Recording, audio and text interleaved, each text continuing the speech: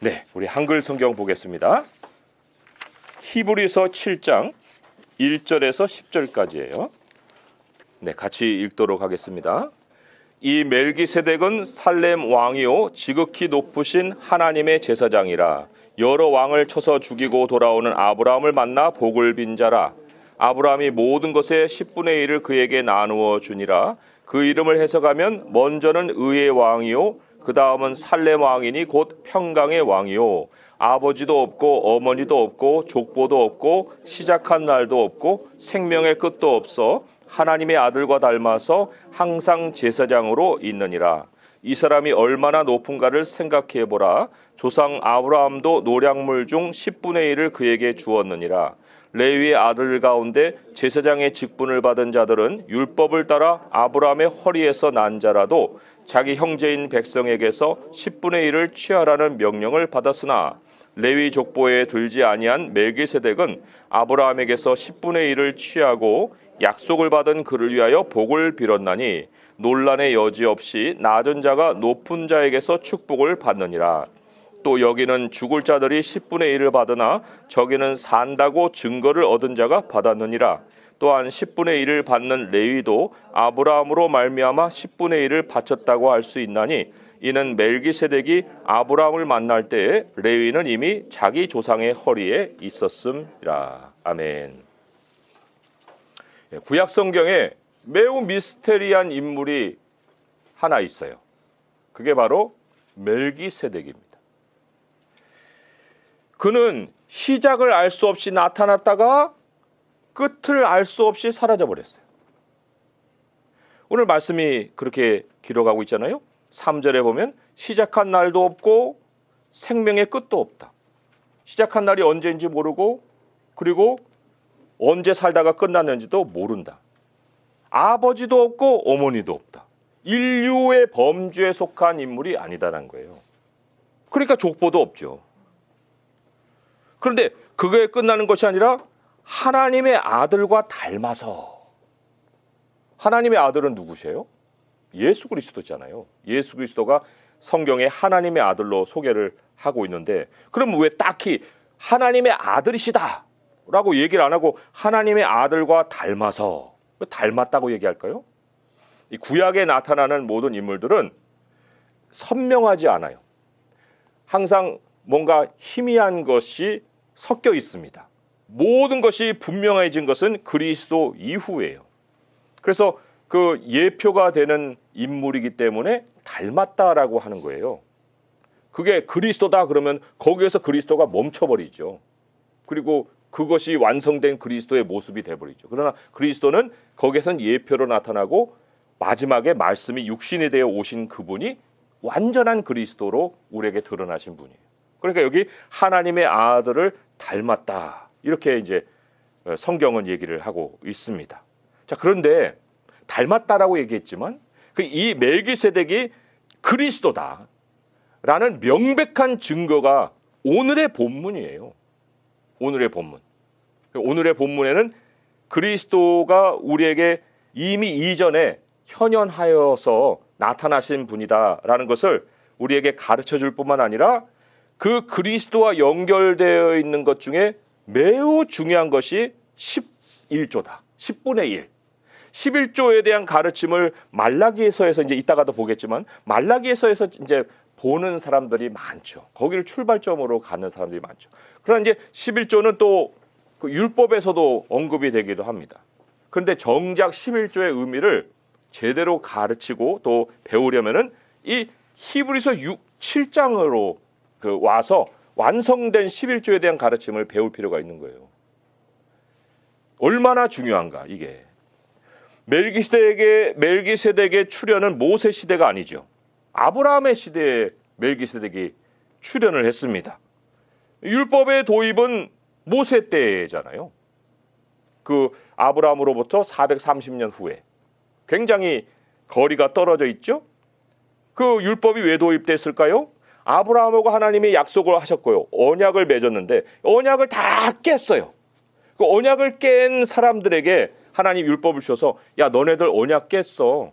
너네들 언약을 안 지켰어. 너네들 지금 죄를 범하고 있는 거야. 라는 것을 깨닫게 해주시려고 율법을 주신 거예요. 그래서 오늘 그 참고 구절을 첫 번째를 보게 되면 로마서 3장 20절 말씀에 같이 읽어볼게요. 시작. 그러므로 율법의 행위로 그의 앞에 의롭다 하심을 얻을 육체가 없나니 율법으로는 죄를 깨달음이니라. 약속의 체계는 아브라함 때 다 이루어졌습니다. 아브라함 때 하나님이 약속을 다 주셨어요. 그 약속이 핵심이 뭐예요? 그리스도잖아요. 그리스도.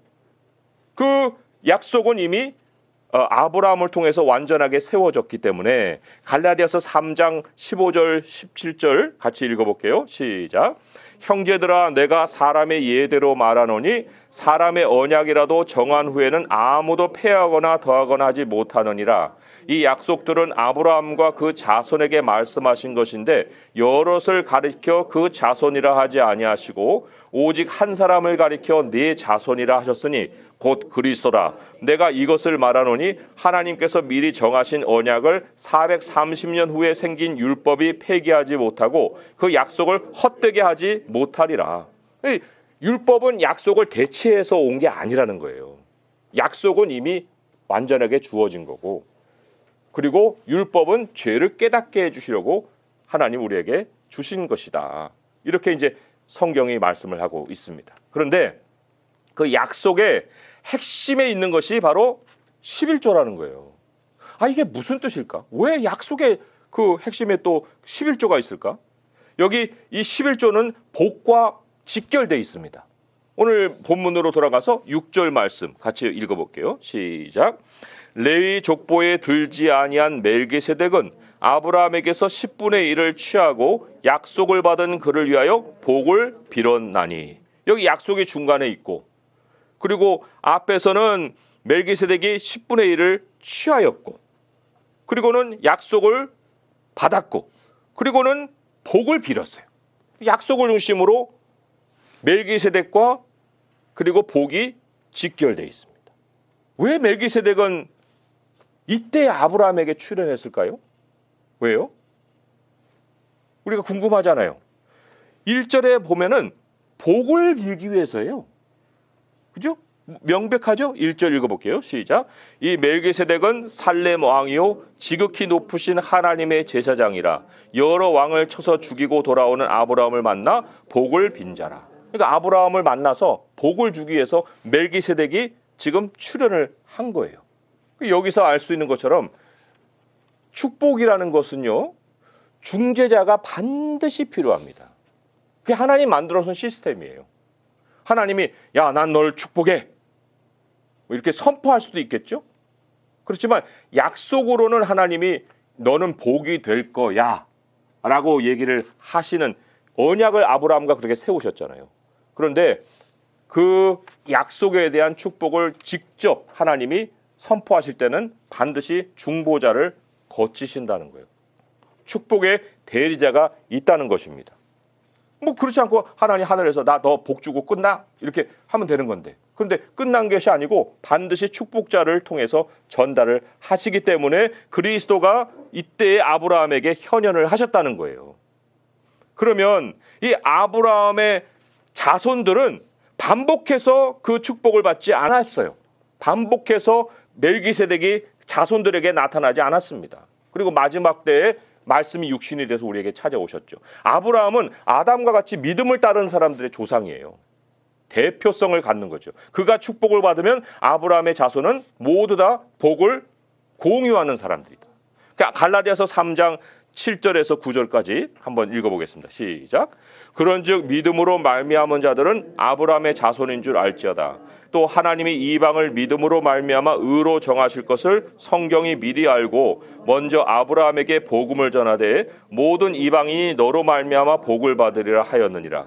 그러므로 믿음으로 말미암은 자는 믿음 있는 아브라함과 함께 복을 받느니라. 함께 복을 받아요. 아브라함은 이미 복을 받았고 우리는 아브라함의 복을 같이 나누는 자들이라는 거예요. 그러니까 아브라함과 우리의 공통점은 혈통에 있는 게 아니죠. 믿음에 있는 것을 우리가 여기서 확인을 하죠. 단지 차이가 있다면 먼저 아브라함에게 복음을 전했고 우리는 나중에 그 복음을 나누는 사람들. 먼저 복을 받고 우리는 나중에 복을 얻는 사람들. 조상과 그리고 자손의 차이일 뿐이지 모든 내용은 똑같다. 아브라함이 받은 복은 우리도 같이 받는다. 자, 그러면 이제 멜기세덱은 그런 의도를 가지고 아브라함을 찾았습니다. 복을 주려고. 그럼 아브라함은 멜기세덱에게 어떻게 반응했을까요? 아브라함의 반응은, 그 반응이 무엇일까요? 우리는 믿음으로 알고 있죠. 멜기세덱에게 그 믿음을 보인 거예요. 그런데 그 믿음의 표시가 뭐였을까요? 우리 2절을 같이 또 한번 오늘 본문으로 돌아와서 한번 보도록 하겠습니다. 네, 2절 읽어볼게요. 시작. 아브라함이 모든 것의 10분의 1을 그에게 나누어 주니라. 그 이름을 해석하면 먼저는 의의 왕이요 그 다음은 살렘 왕이니 곧 평강의 왕이요. 10분의 1을 믿음으로 멜기세덱에게 줬어요. 그 왜 10분의 1이에요? 10분의 2도 될 수 있고 10분의 3도 될 수 있잖아요. 이거 율법 아니라고 그랬죠? 율법이 생기기 430년 전에 일어난 일이라고 그랬죠? 율법 규정도 없었던 때예요. 그러니까 아브라함은 율법에 따라 그 규정을 지킨 게 아니에요.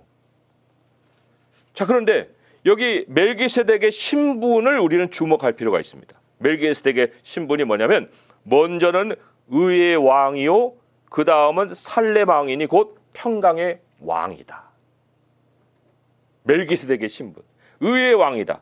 의의 왕이라는 게 의가 있는 나라의 왕이에요. 의의 왕이라는 게 그런 얘기예요. 의가 있는 나라의 왕. 그 의가 어디 있어요? 의가 어디 있습니까? 한번 성경 볼까요? 베드로후서 3장 13절 말씀 같이 읽어보겠습니다. 시작. 우리는 그의 약속대로 의가 있는 곳인 새하늘과 새 땅을 바라보도다. 그 의의 왕은 어디의 왕이에요? 새하늘과 새 땅의 왕이에요. 그게 의의 왕이에요. 근데 의의 왕으로만 끝납니까? 평강의 왕이라고 그랬잖아요. 왜 평강의 왕일까요? 이것은 이사야 말씀의 그 예언대로 이름을 그렇게 가지고 있는 거죠. 이사야 9장 6절에서 7절의 말씀 읽어보겠습니다. 시작. 이는 한 아기가 우리에게 낳았고 한 아들을 우리에게 주신 바 되었는데 그의 어깨에는 정사를 메었고 그의 이름은 기묘자라 모사라 전능하신 하나님이라 영존하시는 아버지라 평강의 왕이라 할 것임이라. 그 정사와 평강의 더함이 무궁하며 또 다윗의 왕자와 그의 나라에 군림하여 그 나라를 굳게 세우고 지금 이후로 영원히 정의와 공의로 그것을 보존하실 것이라. 만군의 여호와의 열심히 이를 이루시리라. 여기 평강의 왕이 아기죠. 누구예요? 예수님이잖아요. 그러면 멜기세덱이 평강의 왕이라는 것, 그때는 잠시 현현했지만 완전히 말씀이 육신이 돼서 오신 그리스도가 바로 멜기세덱이라는 거예요. 멜기세덱이 평강의 왕이기 때문에 여기 지금 예언도 평강의 왕이 올 거라고 했고, 그리고 예수님이 평강의 왕으로 오신 분이죠. 그리고 거기 밑에 파란 글씨도 있지만 정의와 공의로 그 나라를 보존하신다. 의의 왕이니까, 의의 나라를 지켜야 되니까. 그리고 여기 의의 왕도 있고 평강의 왕도 있는 이 멜기세덱의 1차 신분, 그리스도의 1차 신분이 뭐예요? 왕이시라는 거예요. 왕. 이 왕과 10분의 1이 직결되어 있는 것을 성경이 우리에게 가르치고 있는 거예요. 자, 그러면 이제 이 10분의 1에 대한 의미를 좀 더 보겠습니다. 그 당시에 아브라함 시대에 율법이 있기 430년 전에 모든 나라의 백성은 자기 왕에게 세금을 바쳤어요. 근데 그 세금의 그 퍼센테이지가 10분의 1이에요. 지금은 나라들마다 VAT 다르죠. 우리나라 10%, 미국은 뭐 18.5%입니까? 15점 몇 %입니까? 뭐 나라마다 다른데 아무튼 10% 이하는 없는 것 같아요. 10% 다 넘어요. VAT가. 근데 VAT가 이 우리에게만 있었던 게 아니고 고대부터 있었다는 거예요. 고대부터.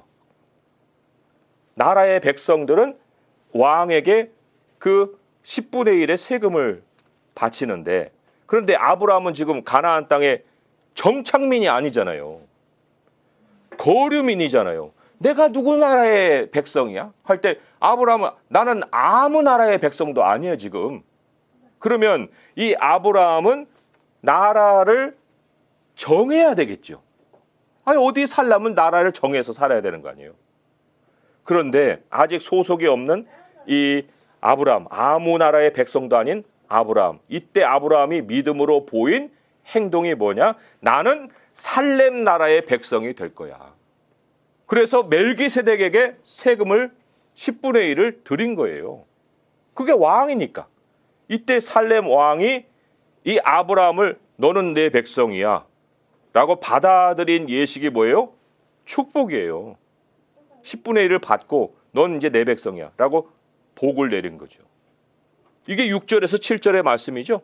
같이 그 순서를 보면서 같이 한번 읽어보겠습니다. 6절 7절. 레위 족보에 들지 아니한 멜기세덱은 아브라함에게서 10분의 1을 취하고 약속을 받은 그를 위하여 복을 빌었나니 논란의 여지 없이 낮은 자가 높은 자에게 축복을 받느니라. 아멘. 우리 세상의 시스템은 내가 세금을 내는 나라의 혜택을 받는 거잖아요. 세금 안 낸 나라의 혜택을 누가 주어요? 아무도 안 주죠. 그런데 이 시스템의 기원이 누굴까요? 하나님이세요. 한번 확인해 볼까요? 로마서 13장 6절에서 7절의 말씀. 내가 세금 받는 내가 나라가 나한테 세금을 받아야 되는데 그 세금을 나한테 받는 것이 하나님의 명령에 순종하는 거예요, 나라가. 왜 그러냐? 로마서 13장 6절 7절 읽어보겠습니다. 시작. 너희가 조세를 바치는 것도 이로 말미암음이라. 그들이 하나님의 일꾼이 되어 바로 이 일에 항상 힘쓰느니라. 모든 자에게 줄 것을 주되 조세를 받을 자에게 조세를 바치고 관세를 받을 자에게 관세를 바치고 두려워할 자를 두려워하며 존경할 자를 존경하라. 그들이 하나님 일꾼이 돼서 바로 이 일에 힘쓴다. 이 일이 뭐예요? 조세 받는 거예요. 세금 받는 거. 너희가 조세 바치는 것도 이로 말미암음이라. 이로 말미암는다는 것은 하나님이 그 나라의 권세를 세웠기 때문에, 하나님이 세운 권세이기 때문에, 그 권세가 바로 권세자가 하나님의 일꾼이기 때문에, 그러니까 하나님의 일꾼으로서 명령받은 거예요. 너 세금 받아서 나라 운영해. 그렇기 때문에 나라는 세금을 받는 일에 힘쓰는 거고 우리는 줄 것을 줘야 돼요. 조세를 바치고 관세 받을 자에게 관세를 바치고. 그런데 왜 두려워할 자를 두려워하라고 했을까요? 탈세하면 그거는 두려운 일이 된다는 거예요. 왜요? 하나님이 만들어 놓으신 시스템이기 때문에. 그러면 우리는 11조라는 것을 헌금으로 생각하죠. 모든 사람들이 아마 99.99%는 다 헌금이라고 생각할 거예요. 그런데 성경은 11조를 헌금이라고 얘기할까요? 11조는 성경은 11조를 헌금의 부류로 다루지 않습니다. 왜요? 말라기서를 보면 나와요. 말라기서 같이 읽어볼게요. 3장 8절에서 10절 시작. 사람이 어찌 하나님의 것을 도둑질하겠느냐. 그러나 너희는 나의 것을 도둑질하고도 말하기를 우리가 어떻게 주의 것을 도둑질하였나이까 하는도다. 이는 곧 11조와 봉헌물이라. 너희 온 나라가 나의 것을 도둑질하였으므로 너희가 저주를 받았느니라. 만군의 여호와가 이르노라. 너희의 온전한 11조를 창고에 들여 나의 집에 양식이 있게 하고 그곳으로 나를 시험하여 내가 하늘문을 열고 너희에게 복을 쌓을 곳이 없도록 붙지 아니하나 보라. 여기 11조와 봉헌물 나오죠. 11조와 봉헌물. 11조가 봉헌물이면 뭐 때문에 이걸 갈라놔요? 갈라놓을 이유가 없죠. 그런데 이 11조는 뭐냐면 나의 집에 양식이 있게 하라는 거예요. 나라의 세금이 거쳐야 나라가 뭐 혜택을 주죠, 사람들에게.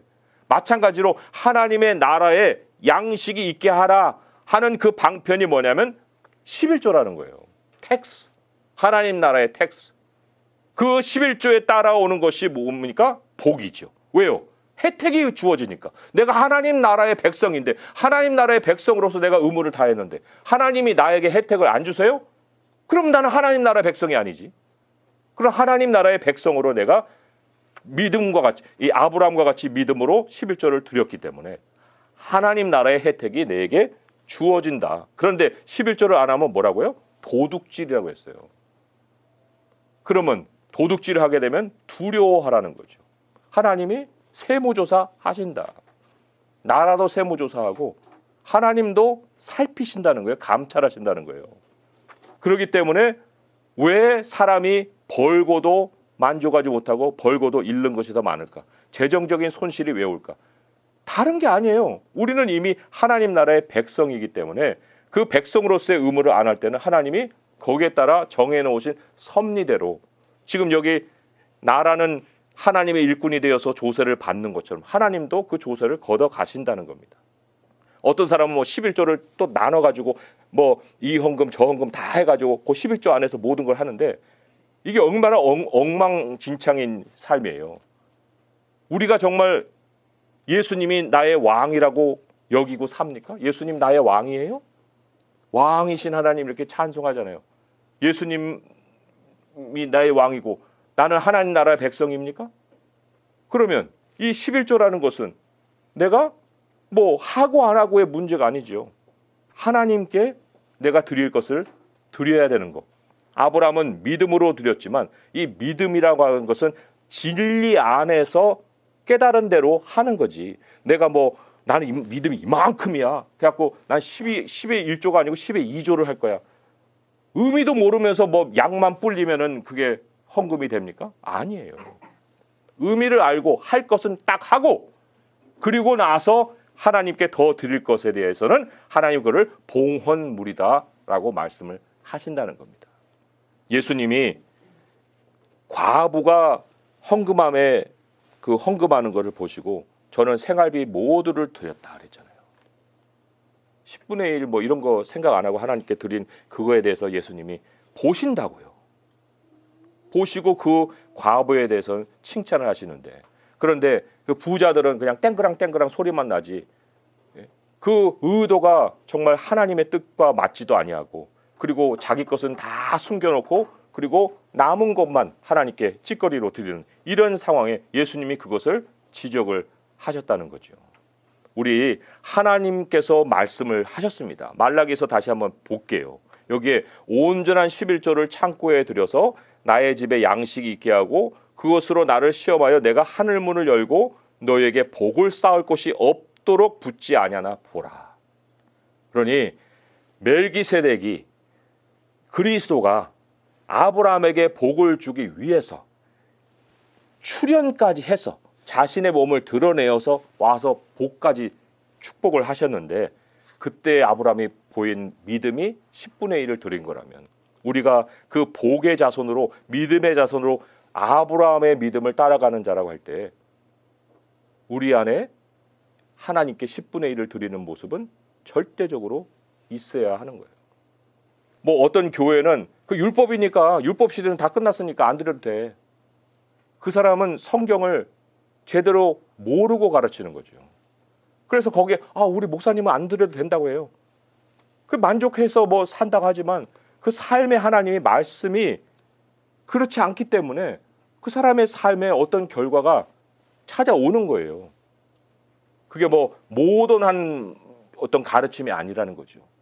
성경은 처음부터 끝까지 일관된 가르침을 가르치고 있다는 거죠. 그래서 오늘 내가 만난 우리 주님이 나의 왕이시면 아브라함과 같이 나의 신분을 하나님 나라의 백성으로 정하고 믿음으로 그리고 믿음의 나라에 내 11조를 하나님께 드리고 그 나라의 양식이 있게 해서 하나님이 그 양식으로 일하시는 일을 내가 동참하도록 하는 삶을 꾸준히 우리가 하나님 나라 갈 때까지 살아가는 성도 될 수 있기를 주님의 이름으로 축원드립니다. 기도하겠습니다. 하나님 아버지, 우리가 세상에도 세금을 내면서 그리고 그 나라의 혜택을 받으면서 어찌 하나님의 나라는 나와 상관없는 것처럼 살아갈 수 있사오리까? 아버지여, 우리 주님은 보십니다. 감찰하십니다. 하나님 집에 양식을 채우는 자가 누구인지를 하나님은 다 면밀히 살피십니다. 아버지여, 내가 그 나라의 혜택을 받기를 원하고 우리 주님의 나라의 혜택을 받기 원합니다. 아버지여, 나의 선한 행위가 그저 사람들에게 나타나는 구제 정도로 끝나지 않게 하여 주시고 반드시 드릴 것은 드리고 거기에 더하여서 하나님 앞에 봉헌물을 드릴 수 있는 우리의 믿음이 되게 하여 주시옵소서. 우리 주 예수 그리스도의 이름으로 감사하며 기도합니다. 아멘.